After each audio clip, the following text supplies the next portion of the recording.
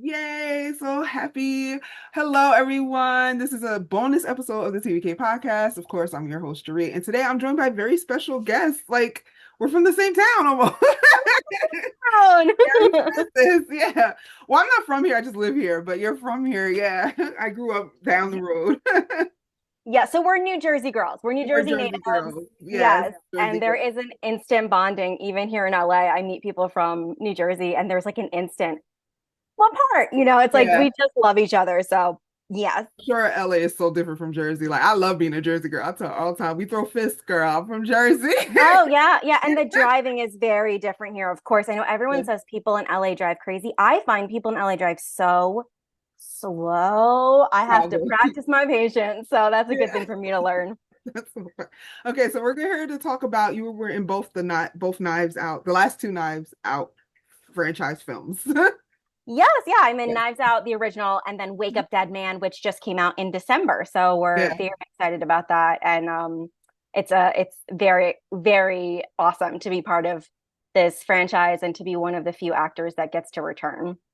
And you returned as two different characters though, right? Yes, So yeah. talk about, well, I guess we should start from the beginning. How'd you get involved in the first one? And then we'll dive into all that. Yeah. Totally. Yeah. So I've been acting since I was little, doing the community theater type of thing. And then I started like working paid theater as a teenager and going to New York for stuff. And right out of school, I booked a big Broadway tour and I was really in the theater route, but I always wanted to do TV and movies so badly. And so, since New York was so close to where we're from, it just made a lot of sense to go that route. But luckily I got in New Jersey, as you know, there's a lot of ticks. And so I got bit by a tick and I had to take a break. I had to just be home repairing, getting better, healing, and resting. And when I came out of the other side of that about a year later, I had fully switched to TV and film. So it was definitely a good reset button, even though it was obviously no one wants to be sick. No one wants to be, have to have miss a year of their life, but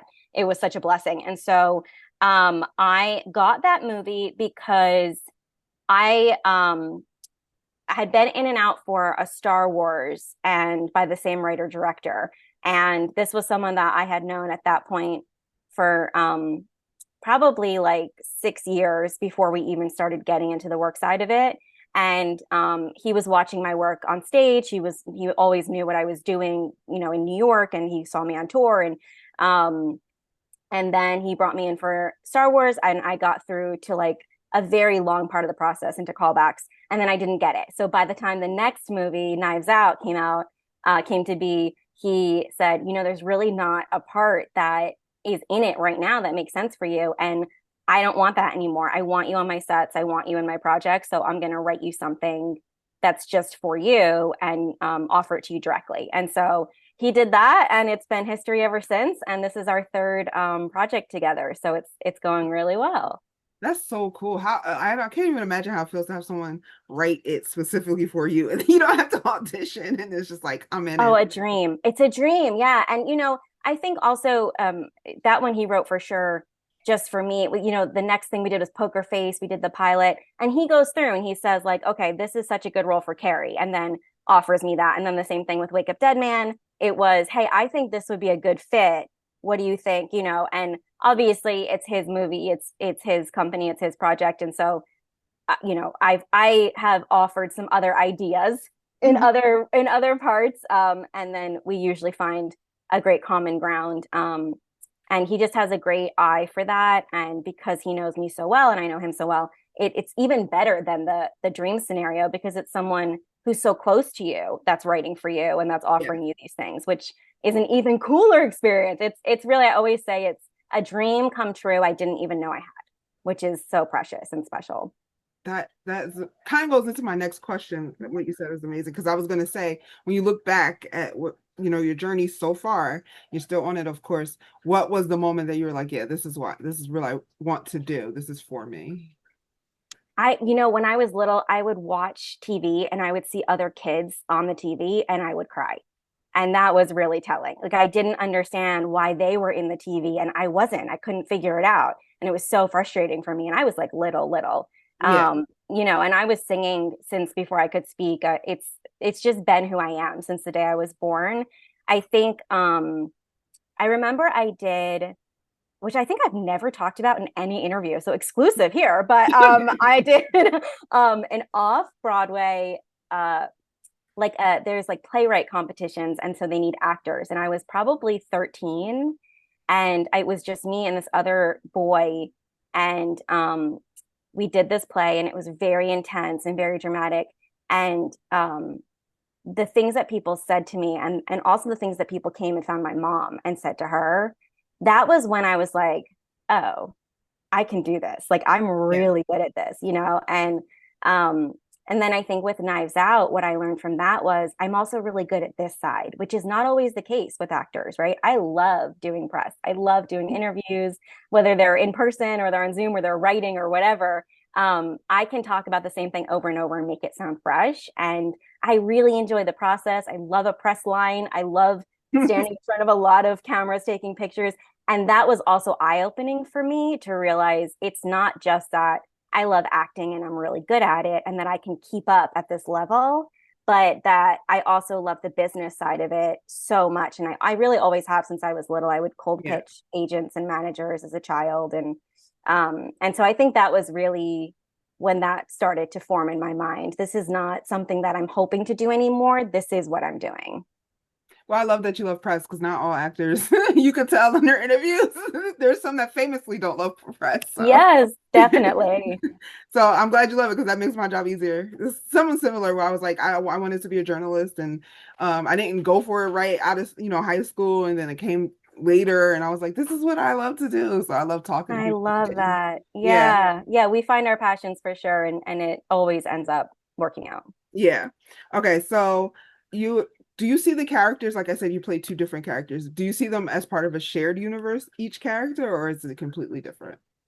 Yeah. I see them as a shared universe. I actually was able to play a little game with myself where I decided how did Sally and Knives Out as a young lawyer end up changing her whole life and and becoming Tammy who works in the morgue because in these movies one took place in Boston and one took place in upstate New York. So that's totally plausible that someone would have thrown their life away, got burnt out, and moved and changed their name and got a whole other career. People do that. So I kind of made it so if I wanted to feel like she was the same person, I could. But otherwise, I just, you know, Daniel is the center of the whole movies. Benoit Blanc is the center. He is the through line. But you Mhm. can enjoy these movies as separate standalone films. And so I see it that way, where Sally was part of the Knives Out movie and that world. And now Tammy is part of Wake Up Dead Man and that world. And they were so different. Tammy's like annoyed.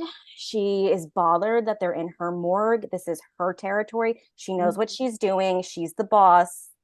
What fine, I'll give you the information you need, but like I'm gonna have my snack while I'm doing it, and then you gotta go. So that for me is Tammy, whereas Sally was very eager, people pleaser.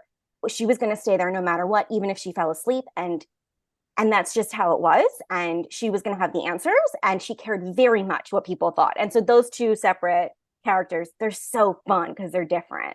Yeah. Do you go on set and do you ever like geek out or get starstruck? You're like, oh my God, Daniel Craig. Oh my God, this person. No, I don't. No. Yeah, I've never been like that. I actually feel much more comfortable in those environments than I do in what we would say are like traditional environments, like going to a wedding or a baby shower. I'm usually pretty uncomfortable at those types of things, but I feel really comfortable and what I would call my most aligned, most normal self. And I think because I don't get starstruck and I don't really care if someone is more known than I am or really famous, I actually think that helps so much in this career because they know that I'm not like, oh my God, and you're this and you're amazing. And I'm just like, so what'd you do today? Right. Or, oh, is that your kid in that picture? They're so cute. Tell me about them. Or, connecting with like Glenn Close about her dog who she had with her. And I love dogs so much. And just finding ways to connect as person to person, I think that really helps to not be starstruck. And also realizing I've got the masterclass of a lifetime working with all of these actors. So I am also paying attention, right? How do they act on set? What is their process? Okay, this person does this, but this person does that. And kind of observing and learning at the same time, which I think also puts me in a more of a stronger position than if I was just like, can I have your number and do you want to hang out? And like, oh my God, what's it like to be, so I think coming in as my actual self, who is very much like, I've known I'm going to do this since I was little, and I'm so happy to be here doing it with you, is a powerful place. We're almost like the same because people ask me like, "Oh, you talk to this person?" Like, and I'm like, I just talk to them. There's That's people. right. So yeah, Exactly. I don't really get too starstruck or anything like that either. So yeah, I totally understand. Hmm. So can you just, my final question for you though, can you just talk about what you have coming up or any Totally. projects? Yeah. So in addition to Wake Up Dead Man coming out this past winter, I also had a rom-com come out. It's called Us and Ourselves. It's just all on like video on demand, Amazon, Apple TV, anywhere you rent or buy a movie. And I also have a single that is in that movie, which is so exciting. That was one of my biggest goals to hit last year, was to place a song into a movie.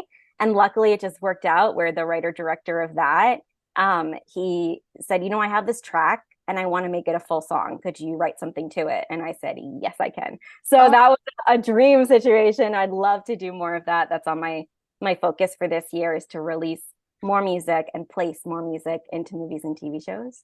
Um, and then I also have now the writing and producing side of my career, which is really unexpected.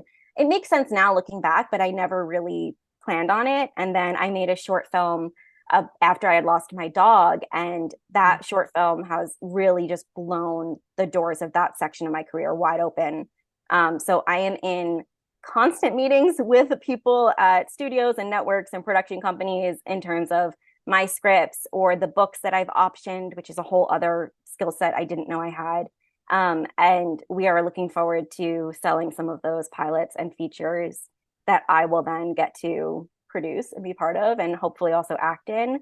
And then looking forward to continuing with this same team, whether it's more Knives Out or it's something different like a Poker Face, or whatever else they've got going on. And then just seeing what happens next. I think it's been a really fun surprise the last few years to see how all of this has taken shape. And I know I'm in the right place. I'm in meetings and in situations and on sets that people dream about their whole life. And so I'm really just floating in a big gratitude pool and excited to see what I book next and get back on set. I love that for you, man. Jersey strong. That's awesome. That's So keep right. Jersey girls do it up. We do it differently. So going, um watching for you. Honestly, I'm really happy for you. thank you. I'm really happy for you too. I think you're killing it, and I'm excited to see you grow your network and even more beyond what you're doing. And I'm sure we'll connect again. We will. Thank you so much. All Thank right. you.